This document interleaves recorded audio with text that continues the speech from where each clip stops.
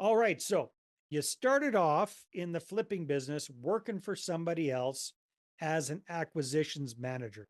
A, how did you hear about the job? B, what kind of previous experience did you bring into it to be an acquisition manager? At what point did the light bulb go off and you decided, hey, I'm getting pretty good at this.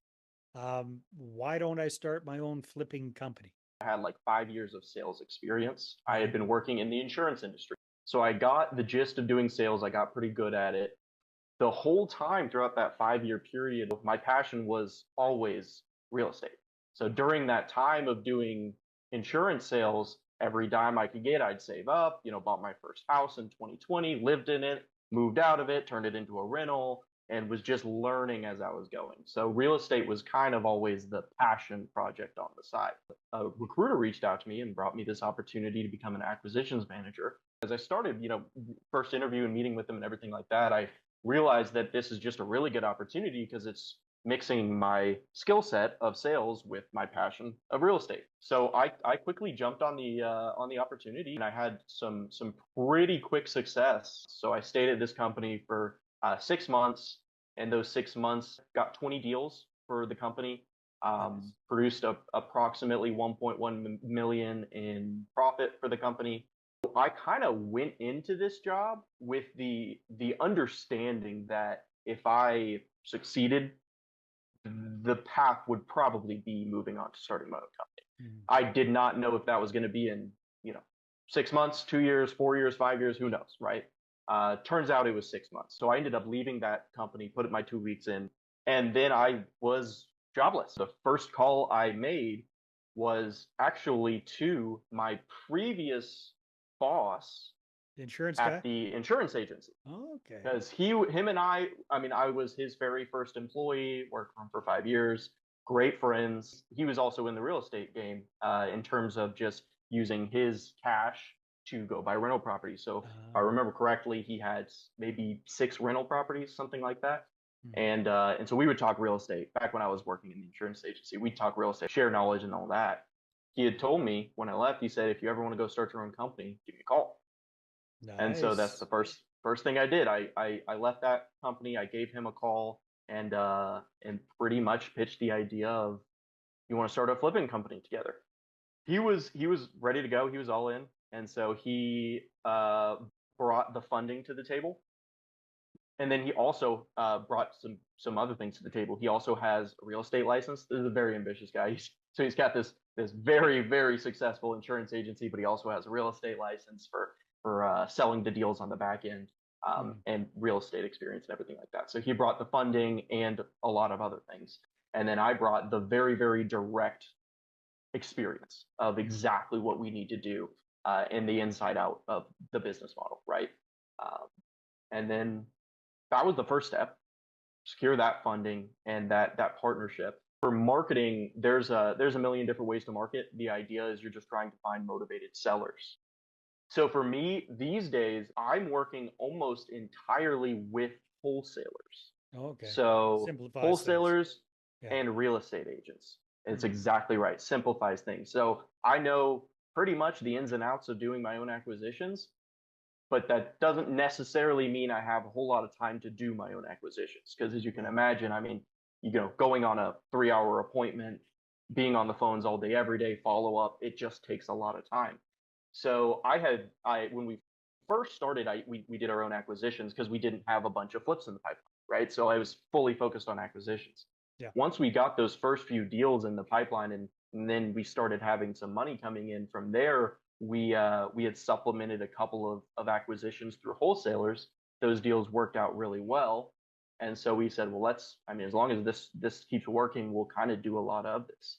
So of the total deals we've done, I want to say we're probably about 30% of them have been our own acquisitions, direct to seller marketing and all Yeah. that kind of stuff, talking to them and getting them under contract. And then the remainder of the 70% or so have been from wholesalers or real estate agents. Walk us through, what does acquisitions look like when you're working for a flipping company?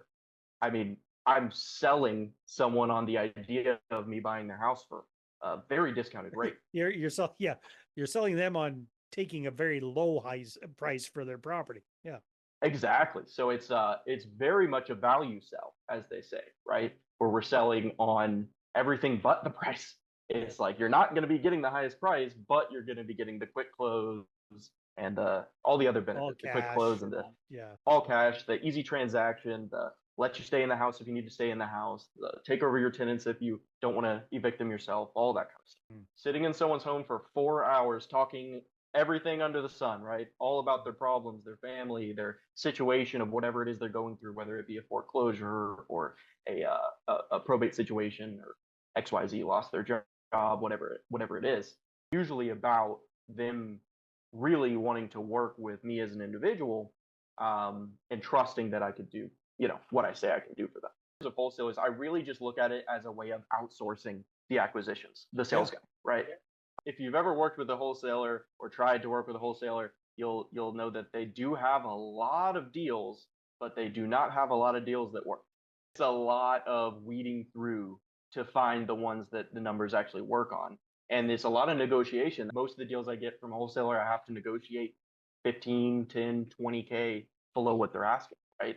And sometimes that means them going back to the seller and renegotiating Well, to be able to make the they deal get to work. have that uncomfortable conversation with the seller. Yeah. So that's how I work with wholesalers. Now, in terms of agents, it's usually pocket listings. So really, it's just going to be those pocket listings where they end up. They have a huge network. Usually, these are agents that have been in the game for a while, not necessarily the newbies. And they have people refer them people that want to sell their house all the time. If it's list ready, then they list it. And then if it's something that needs some work or it's a really messy situation, Yeah. I did one recently with pre-foreclosures and estate sales and hoarders and all these kind of things, I would imagine. Exactly. The most recent one I did with an agent was a divorce situation where neither party could agree and listing it was going to be a nightmare, right? And so those are the situations where either that or it's just very distressed. So distressed seller or distressed property. Yeah. And then like the agent will just bring it to me first and maybe a couple of other guys and they reach out and they just ask me, "Hey, you want to come out and give us an offer? We're not really necessarily looking to list if we can get a good enough offer for as is, no due diligence, no repairs, nothing like that, Yeah. then we'll take it." And so that's kind of how I work with agents. Cool. Last big piece of the puzzle, as far as I can see, is the actual construction renovation side of things, the crews. How did you find good crews and figure out how not to get ripped off? Yeah, so there comes the biggest portion of luck, I would say. The hardest part about flipping houses is having people that you can trust in terms of renovation. And then if you do have that, then the construction side of things becomes the easiest part. We really lucked out. It was actually my partner had a friend of his, never worked with him or anything like that. He just played soccer with him. And so he reached out to him and said, "Hey, we're about to start flipping houses. If you want to come give us a bid on our first property, and we'll compare it to any other bids we get, and we'll see what we want to do." And his bid was the best. We already had some level of trust with him, and so we went with it. And from there, that's now we use him on every single deal. Perfect. So he's renovated every property. I think of all of the deals we've done, about 12 of them we renovated. So that's 12 renovations in the past 12 months. He's done every single one. He's got 2 crews he's running, and we're about to look into setting him up with a third crew. He's got some people on the sidelines that he just didn't have the need for a third crew. But with us bringing a bunch of properties to them, he's about to start a third crew, and we'll kind of keep it rolling from there. Remind me, at the time that we're recording this, it's kind of mid-June. How long have you been running your own flipping business now, Jeremy?